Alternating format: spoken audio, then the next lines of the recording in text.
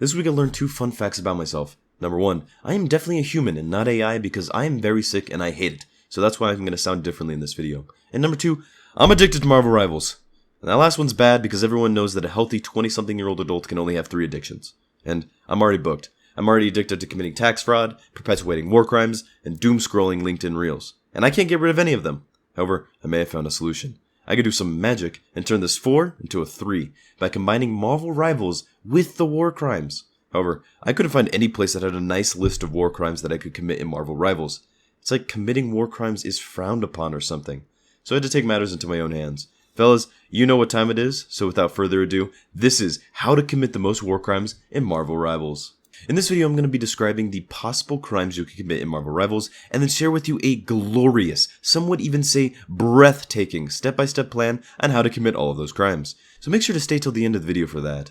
But before we can get started, you know what we gotta do. We gotta lay out some assumptions. Number 1, the 2 nations are your team and the enemy team. If we dip our toes into the lore just a little bit, Marvel Rivals is the intense battle between Daddy Doom versus his future self, Granddaddy Doom, with each of their warriors being heroes and villains from across the multiverse. And so, the only warring states in Marvel Rivals are your team and the enemy team. Number 2, everyone is an active combatant. Everyone in this game has some sort of damage-dealing ability, and so they've all moved up in the world. They are not civilians. This will be a tool for later. Number 3, I feel like this might go without saying, but everyone can commit war crimes. I'm not allowing the "they're technically not humans on Earth" defense this time. I'm deciding it right now. There is a higher power in the Marvel Universe. It just happens to be Earth's United Nations. With that out of the way, it's now time to get onto the crimes. The UN has published a list of punishable international crimes in a document titled the Rome Statute of the International Criminal Court. Or I like to call it my New Year's resolutions. In my New Year's resolutions, as I've talked about in my past war crime videos, there is a total of 7 groupings of international crimes from 4 different categories. Crime of aggression, crimes against humanity, crimes of genocide, and war crimes. However, just to simplify things, I refer to all of these crimes as war crimes. Due to assumption 1 and 2, we can completely remove these war crime groupings because this is an international armed conflict, and we can also remove crimes against humanity, because apparently if you're a combatant, they don't care about your humanity anymore. It's like when you sign up for Disney Plus, Disney can kill you, and you can't do anything about it legally. I mean, that's actually how they got Osama bin Laden. I've heard some really good things about this Percy Jackson and the Lightning Thief. I'm gonna sign up for Disney Plus and get it. Yup, he fell for it. He signed up! Get him! Wait. So after removing those crimes, we are left with 3 groupings of crimes that consist of a total of roughly 20 crimes. And you're gonna have to commit them all. So, put on your war criming pants, or dress, I don't discriminate, and let's get to business. In order to better format this so that your brains can understand this very important knowledge that I'm about to dive bomb into your noggin, I've divided these war crimes into essentially 2 groups. First, a generic base amount of war crimes that can be committed by everyone, like this one for example, and then secondly, additional war crimes that only specific characters can commit. Let's begin with group 1. In my Helldivers 2 video, the generic crimes were based on the weapons and abilities you could use, and the specific war crimes were based on what and where you were attacking. For Marvel Rivals, it's the exact opposite, because just like that one person that everybody knows who would sing very bodaciously, they just want to be different. In the Marvel Rivals canon, there are 9 maps and 15 locations that you can accidentally stumble upon fully armed with 5 other fully armed people. And depending on which map you're on, you can commit different crimes, because Marvel, just like the world, doesn't care about war crime equality, and actually wants to make it harder to commit war crimes. Weird, right? That's why you should join me in calling the world leaders and proposing we get this changed. I've already called 73 political offices, and every single one has hung up on me. All except Russia, of course. Vlad was extremely interested. Anywhoosies, here's the list of crimes that you can commit on each map regardless of your character. I've also included a link to a list that you could follow along if you want to in the description, so click that if you're interested. On Yggdrasil's Path, you can commit 13 war crimes. On the Royal Palace, you can commit 28 war crimes. In Tokyo 2099 Shin Shibuya, you can commit 8 war crimes. In Tokyo 2099 Spider Islands, you can commit 12 war crimes. In Brinin T'Challa, you can commit 30 war crimes. In Hall of Dajalia, you can commit 9 war crimes. In Clintar, you can commit 7 war crimes. In Hell's Heaven, you can commit 20 war crimes. And in Midtown, you can commit 10 war crimes. For a grand total of 137 base crimes that you can commit, regardless of the character that you play. Which is chump change to a fellow like me. But I know what you're thinking. Caleb, that was a lot of numbers you just threw at me. And you know, I don't like numbers. Make me feel certain ways. But what do these numbers mean? And of course I was going to explain the numbers. Who do you think I am? A politician? Out of the 137 base crimes, there are actually only 9 unique crimes that you can commit. They are directing attacks against civilian objects, launching attacks that will cause damage to civilian objects or damage to the environment, attacking undefended dwellings, directing attacks against buildings dedicated to religion, education, art, or science, and historic monuments, destroying property, invading the territory of another state, attacking another state, declaring that no quarter will be given, and humiliating your enemies. I really like this last one because you know there has to be a story with it. Swiss Army? More like Peace Army. Good one, John. Oh, they'll see. I'm gonna make them regret even being born. Out of those 9 crimes, these 6 are committable on every single map location. It's important to note that the destroying property and undefended buildings war crime include an exception that is shared amongst actually a lot of international crimes, where it says you can only commit these crimes if you pinky promise that it was strategic and valid in your battle. So, to combat that and for the rest of the crimes that I mentioned that have this exception, you're going to have to target things that have no militaristic or strategic benefit at all, like this potted plant. The remaining 3 crimes are committable on only a partial amount of the map locations, with some of them actually being able to occur more than once. Lucky us. Directing attacks against civilian objects can be committed on all but 2 locations. These 2 locations on the map Hell's Heaven. That's because on a lot of the other maps, you could justify that maybe some of these locations are occupied, owned, and frequented by civilians. However, these 2 places are just straight up military bases. I mean, it would be cool if a civilian owned these places. If you live in Arizona, this frozen airfield would be a nice summer vacation for when it gets stupid hot.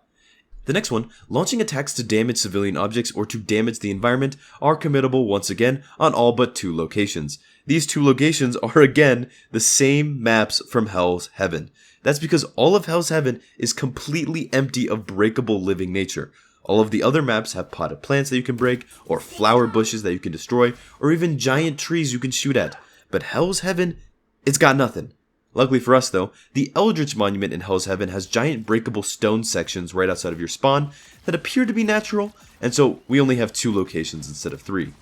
And lastly, the most intense one, directing attacks against buildings dedicated to religion, education, art, or science, and historic monuments, which is committable 5 times on Yggdrasil's path with 2 religious sites, 2 educational rooms, and 1 historic monument, 5 times on the Royal Palace with 2 religious sites, 1 historic monument, and 2 art exhibits, 8 times on the Burn-In T'Challa with 5 art exhibits, 1 science building, 1 educational building, and 1 religious site, 1 time on the Hall of Djalia with 1 religious site, 1 time on Clintar with 1 science site, 3 times in Hell's Heaven with 3 science sites, 2 times in Midtown with 1 science and 1 education site, and 3 times in Tokyo 2099 Spider Islands with 1 science site and 2 religious sites. With these 2 religious sites being a bit hard to exactly pinpoint, there's a lot of religious symbolism on this map with all these braided ropes and shrines, but most of them are very small and by themselves. So I'm only counting these 2 because it appears that they were intentionally preserved, which hinted at them being more important religious sites. Because as I learned in my high school world history class, people only preserve things if they are important to them, like religion,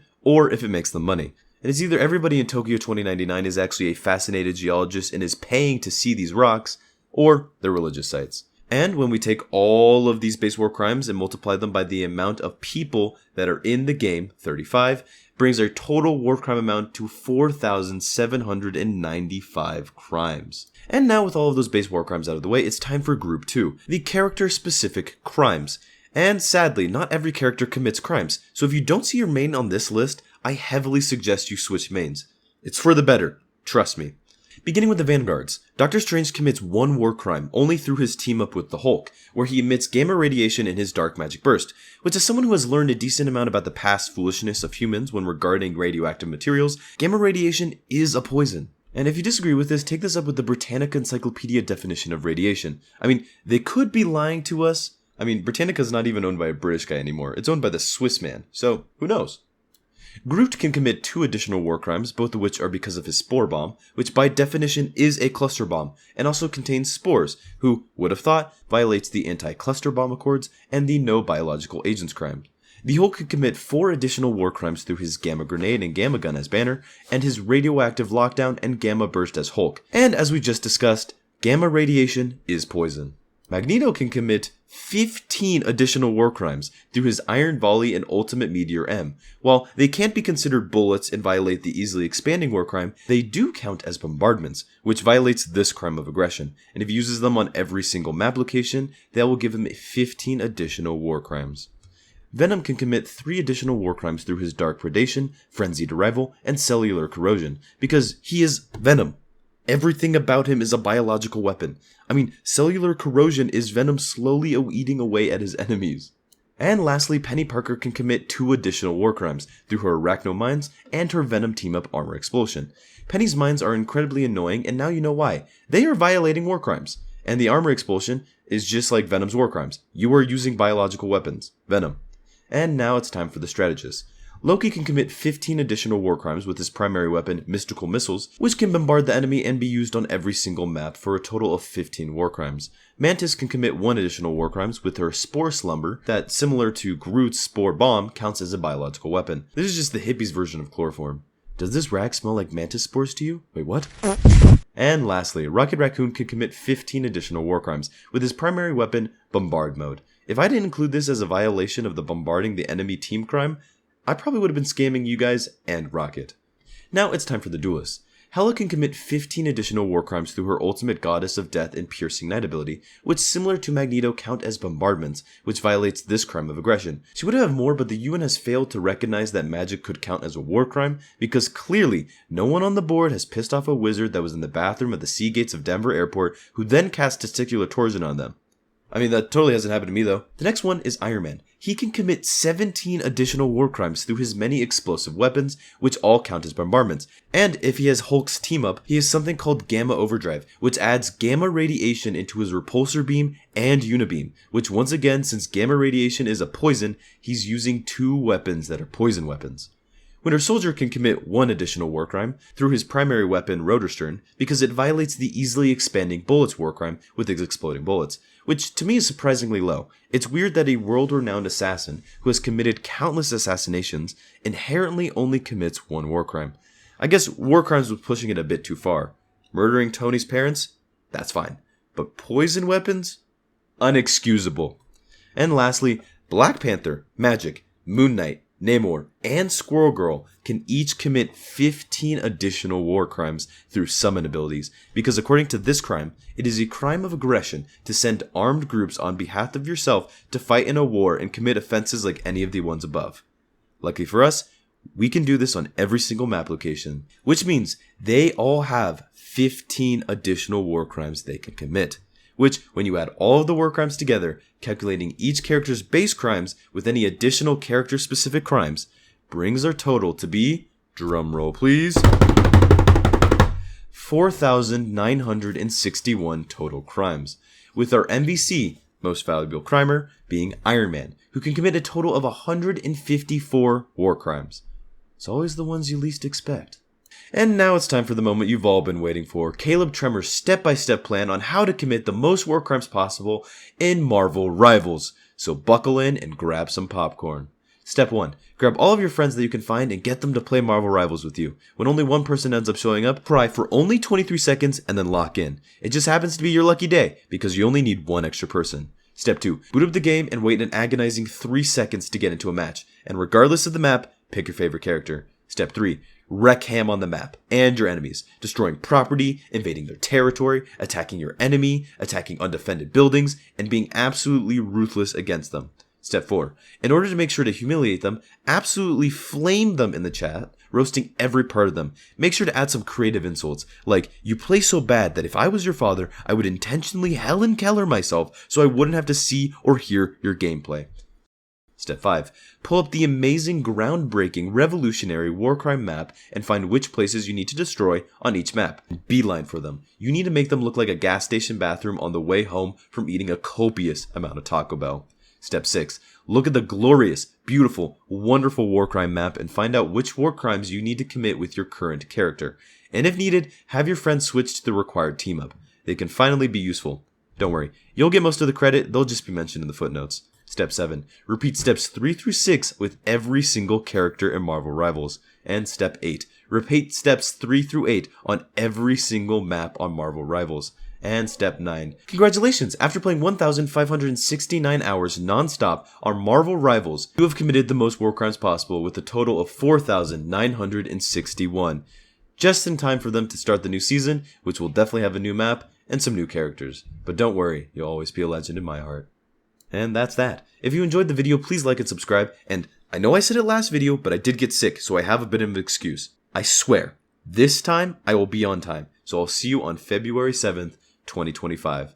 And as always, let me know if you have any suggestions on videos to do next, and make sure to click out this video that's on the screen right now.